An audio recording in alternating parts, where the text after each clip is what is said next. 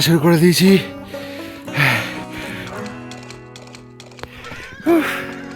এখন বাজে ভোর 5:13।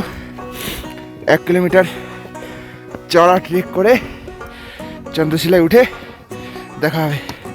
চলো বাই। ফাইনালি চন্দ্রশিলা পিকে আমরা পৌঁছে গেছি। একবার শুধু চারিদিকে ভিউটা দেখো। চন্দ্রশিলা ট্রেকের জন্য আমরা সবাই একটা করে টর্চ নিয়ে গিয়েছিলাম, কিন্তু আমাদের সেই টর্চ ব্যবহারের কোনো দরকারই পড়েনি। তোমাদের বলে বোঝাতে পারবো না যা আমরা সচক্ষে দেখেছি। চারিদিকে চাঁদের আলো ঝকমক করছে, আর আমরা টর্চের আলো ছাড়াই চাঁদের আলোয় সেই চড়া রাস্তা ট্রেক করে উপরে উঠছি। আমি প্রত্যেক টার্নিংয়ে দাঁড়িয়ে ট্রাইপড বের করে ফটো তুলতে শুরু করছিলাম। এত সুন্দর দৃশ্য ছিল, সেই ফটোগুলো তোমরা দেখে নাও।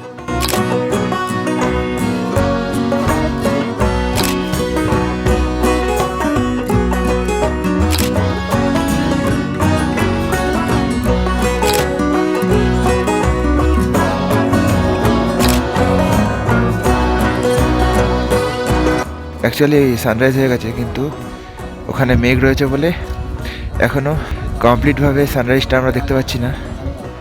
আর কিছুক্ষণের মধ্যেই আমরা দেখতে পারবো। আমি টাইম ল্যাপস ক্যাপচার করছি, দেখাবো তোমাদের।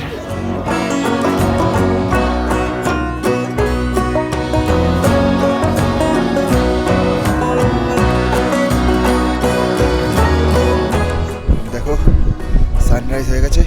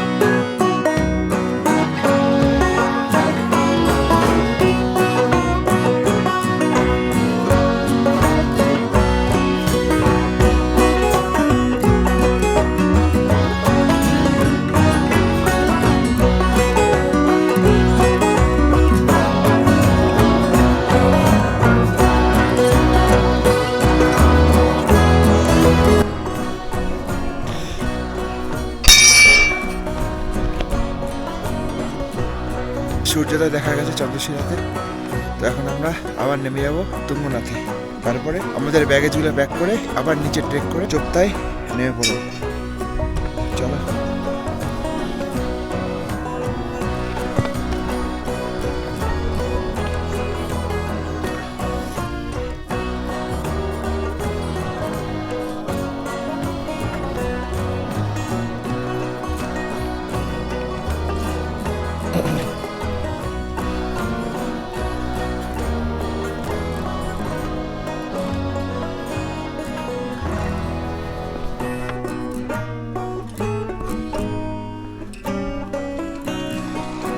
হর হর মহাদেব।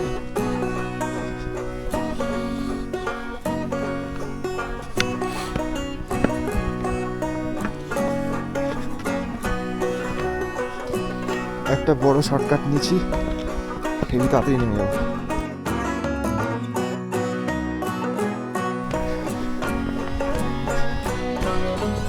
আহা, প্রকৃতির কি সৌন্দর্য!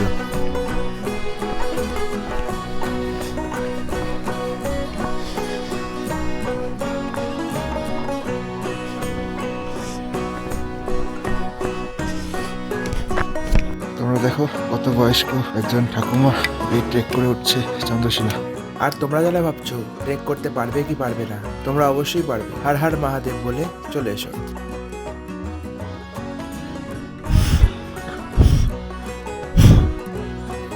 দেখো ড্যান্ডেলাইনগুলোতে একবার ফু দিলেই পাপড়িগুলো ঝরে যায়, এগুলোও মানে ঠান্ডায় জমে আছে। আমি আর শান্তনুদা মিলে কতবার ফু দিচ্ছি, তাও পাপড়িগুলো উঠছে না। শেষে আমি ছুঁড়েই ফেলে দিলাম।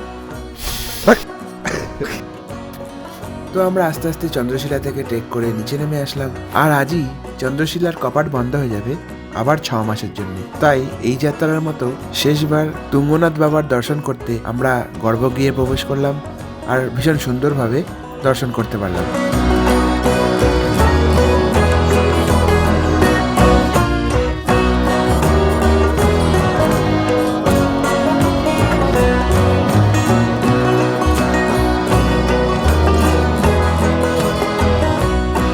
এখন ব্যাগপত্র গুছিয়ে নিয়ে এই যে আমরা ব্রেকফাস্ট করছি, ম্যাগি আর বিস্কুট নিয়ে আমরা ব্রেকফাস্ট করে আমরা বেরিয়ে যাব চুপতার দিকে। আমরা এখানে খেতে বসেছি আর বাদিকের ভিউটা দেখো, ফুলচাতা ভিউ। ना बोल पूरा वसूल करीन जावा है चार्जिंग नहीं यार जीव पर है খারাপ আর কিছু মানে মন খারাপ ছিল থেকে আর কিছু হতে পারে না। এত কষ্ট করে উঠে এসে নামার সময় আর তেমন কোনো ভিডিও করিনি, ক্যামেরাগুলোকে সব পিট ব্যাগে ভরে দিয়েছিলাম, তাই ফোনে যা যা ছবি তুলেছি সেগুলো তোমাদের দেখাচ্ছি।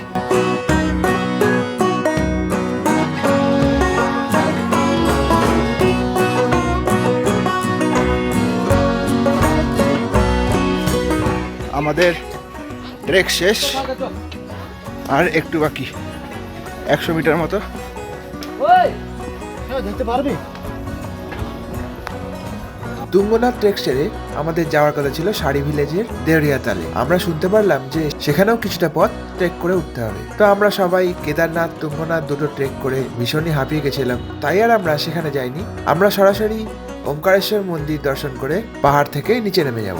সবকিছু তো একবারে দেখে নিলে হবে না, আবার তো আসতে হবে ঘুরতে, তাই কিছুটা বাকি রাখলাম। ওই যে দেখতে পাচ্ছ তুঙ্গনাথের এন্ট্রেন্স। তো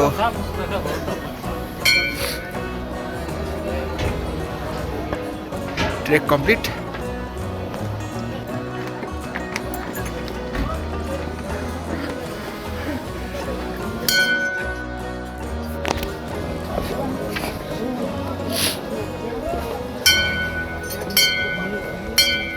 আমরা এখন এসেছি উখিমঠের ওমকারেশ্বর মন্দিরে, ওই যে ওইটা। আমরা এখন এই মন্দিরে প্রবেশ করব আর জানবো এর মাহাত্ম্য। কেদারনাথ মন্দির যখন 6 মাসের জন্য বন্ধ থাকে তখন কেদারনাথজিকে এই মন্দিরে এনে রাখা হয়। এমনটা শোনা যায় যে এই মন্দির দর্শন করলে পঞ্চকেদার দর্শনের ফল নাকি তোমরা পেয়ে যেতে পারো।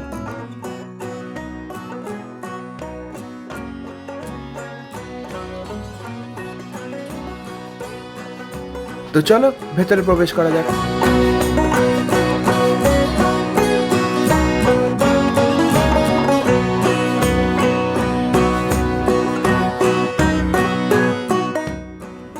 এটাই হলো ওমকারেশ্বর মন্দির।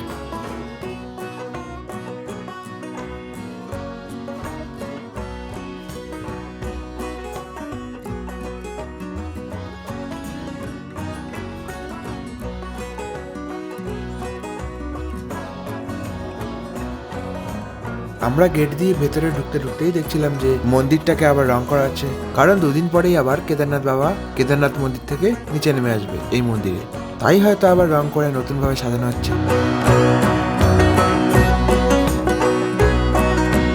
এই যে দেখো আমাদের নন্দী বাবা বসে আছেন এখানে। হিন্দু পুরাণ থেকে এমনটা জানা যায় যে সম্রাট মান্ধাতা তার শেষ জীবনে রাজত্ব ত্যাগ করে এখানে এসে 12 বছর ধরে এক পায়ে দাঁড়িয়ে তপস্যা করেন। তার তপস্যায় সন্তুষ্ট হয়ে ওমকার ধ্বনি রূপে মহাদেব আবির্ভূত হন এবং তাকে আশীর্বাদ দান করেন, তাই এই মন্দির ওমকারেশ্বর মন্দির নামে পরিচিত। এটা হলো মন্দিরের পেছন দিকটা।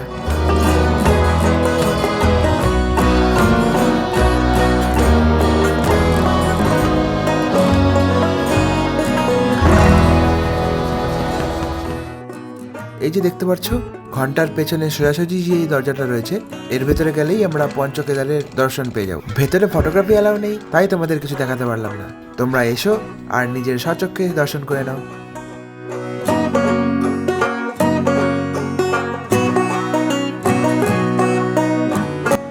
মন্দিরের লেফট সাইডে একটা দরজা দেখতে পাচ্ছ। ওই দরজা দিয়ে ভেতরে গেলে দেখতে পাবে যেখানে বানাসুরের কন্যা উষা আর শ্রীকৃষ্ণের পৌত্র অনিরুদ্ধর বিবাহ হয়েছিল। এই দেখো সেই স্থান।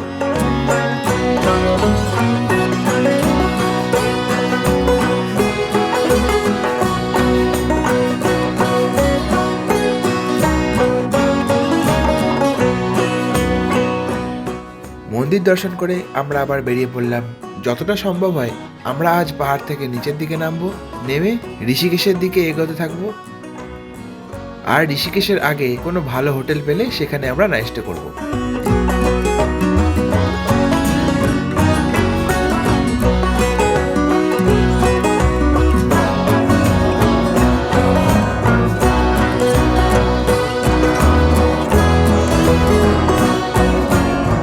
ঋষিকেশের থেকে প্রায় 10 কিলোমিটার মতো আগে ব্যাসি নামে একটি জায়গায় হোটেল সঞ্জুতে আমরা নাইট স্টে করব। তারপরে কাল ভোরে আমরা ঋষিকেশের দিকে রওনা দেবো। তো চলো হোটেলটা কেমন দেখে নাও আর রুমটাও কেমন দেখে নাও।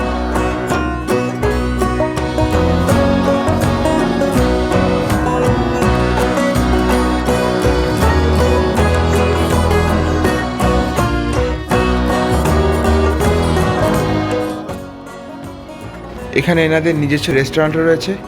আমরা রাতের ডিনারটাও এখানে করে নেব।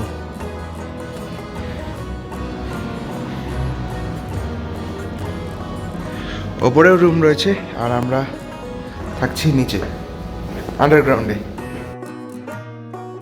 এই 104 এটা হচ্ছে গৌতম দাদের রুম, আর 103 এটা হলো আমাদের রুম।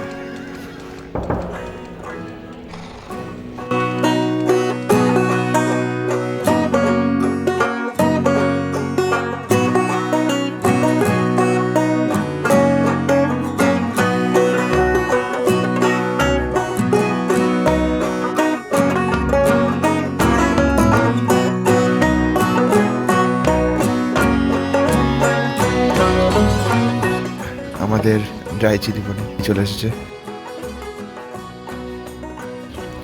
ফ্রাইড রাইস চলে এসেছে, আর এটা ভেজ বিরিয়ানি।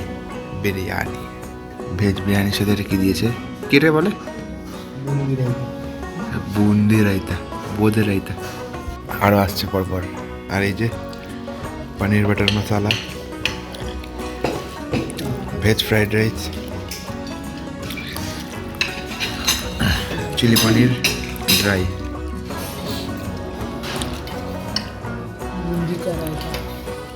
বোঁদে রায়তা, এই যে বাটার রুটি আর পনির বাটার মশলা।